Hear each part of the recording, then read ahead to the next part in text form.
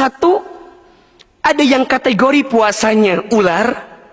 Dua, ada yang kategori puasanya ulat. Konon katanya, dua binatang ini untuk memanjangkan hidupnya, untuk melangsungkan hidupnya, mereka harus berpuasa. Tapi kualitas puasanya beda. Ular sebelum puasa,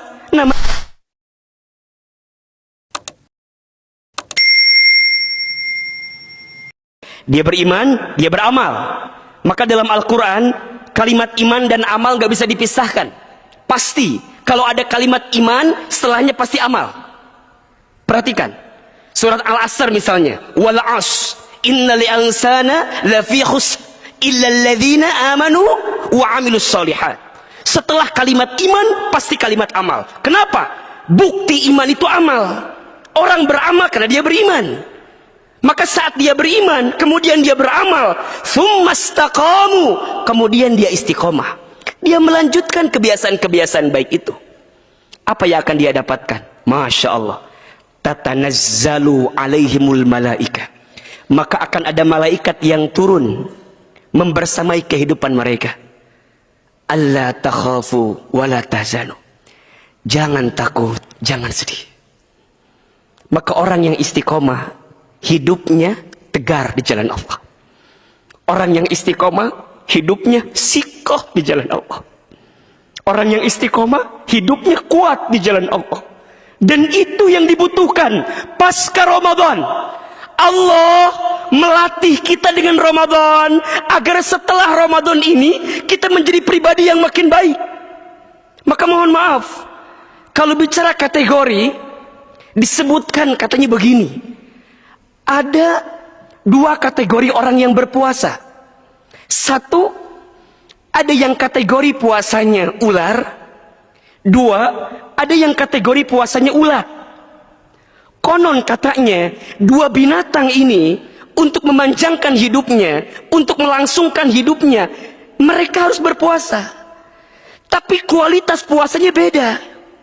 Ular sebelum puasa namanya ular. Ketika puasa namanya ular.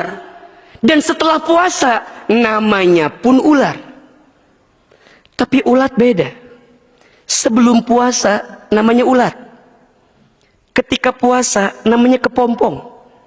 Dan setelah puasa namanya kupu-kupu. Apa yang ingin kita gambarkan? Ulat saja berubah.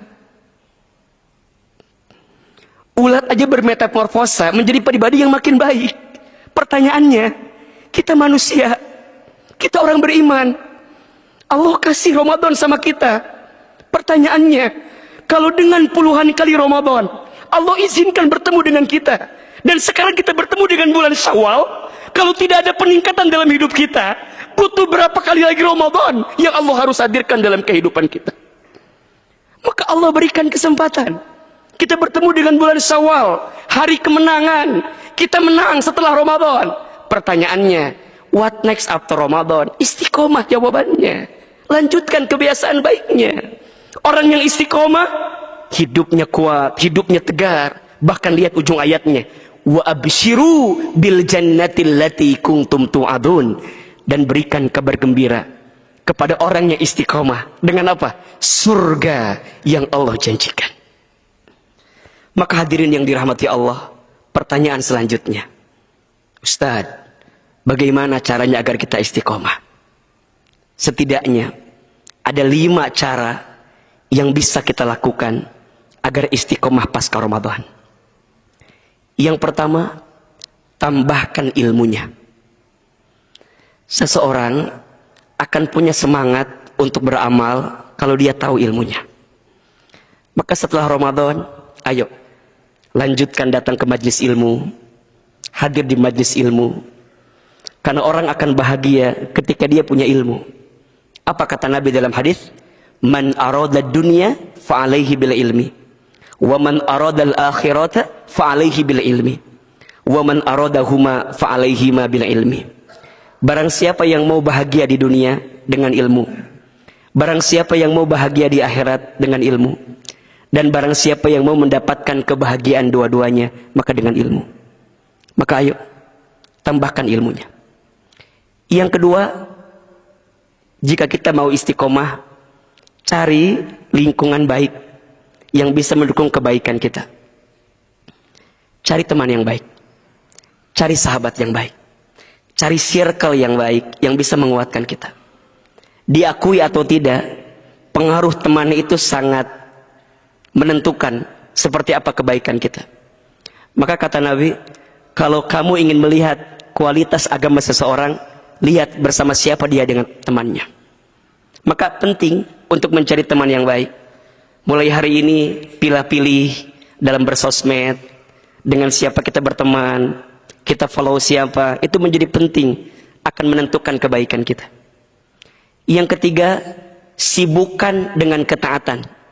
Maka pelan-pelan engkau akan meninggalkan kemaksiatan. Orang itu kenapa masih hobi berbuat maksiat? Karena sedikit sekali dia berbuat taat. Kalau dia menyibukkan dirinya dalam ketaatan, maka pelan-pelan dia akan lupa dengan kemaksiatan. Karena manusia punya dua potensi, fa'alhamaha fujuraha wa taqwaha, qad aflaha man zakkaha wa qad khaba man dassaha. Maka Allah ilhamkan kepada kamu sekalian apa? Fujur, takwa. Kadang engkau berbuat fujur, kadang engkau takwa, kadang engkau taat, kadang engkau maksiat, kadang engkau benar, kadang engkau salah. Maka bagaimana timbangannya? Kalau engkau ingin menurunkan kesalahanmu, perbanyak kebaikanmu. Jika engkau ingin mengurangi kemaksiatanmu, maka tingkatkan ketaatanmu kepada Allah. Maka engkau akan menemukan nikmat daripada ketaatan itu. Yang keempat, pastikan tujuannya, luruskan niatnya. Hadirin yang dirahmati Allah, dunia bukan tempat tinggal kita. Dunia tempat meninggal kita. Hidup bukan untuk hidup, tapi hidup untuk yang maha hidup. Mati bukan akhir kehidupan, justru mati itu adalah awal kehidupan yang sebenarnya. Kita bukan tinggal di sini, kita akan ke surga, kita mau ke surga. Dan kita tahu, setidaknya manusia akan mengalami 12 tahapan kehidupan. 1 alam ruh, 2 alam rahim, 3 alam dunia, 4 alam kubur, 5 alam kiamat, 6 alam dibangkitkan, 7 alam dikumpulkan, 8 alam ditimbangkan, 9 alam dihitungkan, 10 alam diberikan syafaat pertolongan, 11 alam diperjalankan di sebuah jembatan, 12 alam ditentukan akhirat, surga dan nerakanya. Dunia bukan akhir. Ternyata ini masih etapa yang ketiga. Masih panjang perjalanan kita. Maka jangan terlena dengan dunia. Jangan habis waktu kita untuk nyiapin bahagia di dunia. Tapi pastikan habiskan hidup kita untuk mendapatkan kebahagiaan di akhirat. Maka orang yang istiqomah tahu tujuannya. Bukan di sini, tapi nanti di sana. Kalau kita tahu tujuannya, maka seberat apapun ujiannya, kita akan lalui itu dengan kekuatan kita. Ibaratnya seorang pendaki gunung, ketika dia tahu puncak adalah tujuannya, maka seberat apapun ujian dia ketika mendaki, dia akan lalui. Kenapa? Bukan ini. Maka apa sikapnya? Dikasih nikmat, syukur. Dikasih ujian, sabar.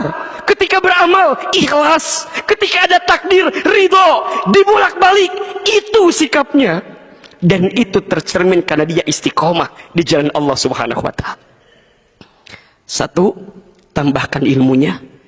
2, cari lingkungan yang baik. 3, sibukkan dengan ketaatan. 4, pastikan tujuan hidup kita. Dan yang kelima, agar kita istiqomah, perbanyak doa kepada Allah Subhanahu wa ta'ala. Yang membolak-balikan hati itu Allah. Yang merubah kehidupan kita itu adalah Allah. Maka setidaknya boleh diamalkan. Ada 2 doa yang bisa kita baca agar kita diberikan kekuatan untuk istiqomah di jalan Allah Subhanahu wa ta'ala. 1, doanya ada di surat Ali Imran ayat 8. Rabbana la tuzigh qulubana ba'da idh hadaitana wa hab lana min ladunka rahmah innaka antal wahhab. Boleh baca doa itu agar Allah terus tetapkan kita di jalan agamanya dan kita mendapatkan hidayah dari kebaikan-kebaikan yang kita lakukan. Dan yang kedua, boleh doa yang Nabi anjurkan, ya muqallibal qulub tsabbit qalbi ala dinik. Duhai Allah yang membolak-balikkan hati, tetapkan hatiku di atas agamamu. Mudah-mudahan pasca Ramadan ini kita bisa menjadi pribadi yang makin istiqomah di jalan Allah Subhanahu wa taala dan kita bisa mendapatkan kebaikan dari ibadah Ramadan yang kita tunaikan.